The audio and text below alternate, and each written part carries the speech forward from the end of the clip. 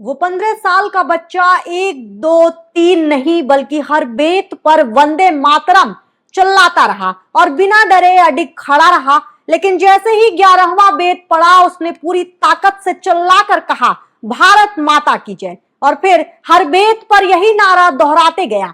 British अफसरों की उम्मीद थी कि इतनी मार खाने के बाद वो रो पड़ेगा और दया की भीख मांगेगा, लेकिन उसका हौसला देखकर सभी दंग रह गए। जी हां, हम बात कर रहे हैं भारतीय स्वतंत्रता संग्राम के सबसे बड़े जांबाज क्रांतिकारियों में से एक चंद्रशेखर आजाद की, जिनका असली नाम तो चंद्रशेखर तिवारी था, लेकिन उन्होंने खुद को आजाद घोषित किया और अंग्रेजों के हाथों कभी जिंदा ना पकड़े जाने की कसम खाई। आज यानी 27 फरवरी को उनकी पुण्यतिथि है। ऐसे में चलिए उनके जिंदगी से जुड़े उन पन्नों को उजागर करते हैं जिनसे शायद आप अब तक रूबरू नहीं होंगे। अगस्त 1925 को क्रांतिकारियों ने काकोरी में चलती ट्रेन को रोककर ब्रिटिश खजाना लूटने की प्लानिंग कर ली।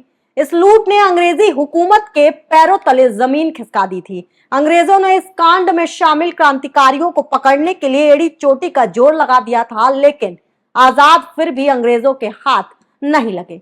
जी हां, बात है इलाहाबाद के अल्फ्रेड पार्क में चंद्रशेखर आजाद अपने एक साथी सुखदेव राज के साथ मिलने आए थे। तभी अचानक उसी समय पार्क के सामने सड़क पर आकर एक मोटर रुकी।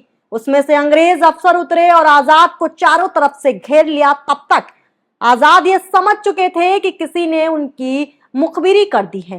ताबड़तोड़ गोलियां दोनों तरफ से चल रही थी कि तभी अचानक ही आजाद की गोलियां खत्म हो गई, जिसको देखते हुए चंद्रशेखर आजाद ने पिस्टल की आखिरी गोली अपनी कनपटी पर चला दी और वहीं पेड़ के नीचे हमेशा के लिए शांत होकर अमर हो गए।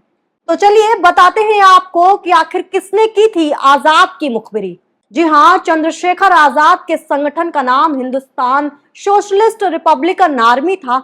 उस संगठन की सेंट्रल कमेटी का एक मेंबर था वीरभद्र तिवारी। वीरभद्र तिवारी ने चंद रुपयों के लिए अपने ईमान का सौदा अंग्रेजों से कर डाला।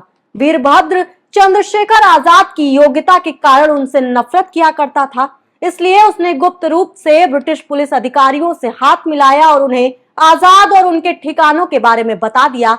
और जब आजाद पार्क में अपने दोस्त से मिलने गए तो उसने पुलिस को इसकी सूचना दे दी और इसके बाद वो उरई भाग गया। लेकिन जब संगठन के क्रांतिकारियों को इस गद्दारी के विषय में पता चला तो रेकी की गई और रमेश चंद्र गुप्ता ने वीरभद्र तिवारी को मारने का निश्चय किया।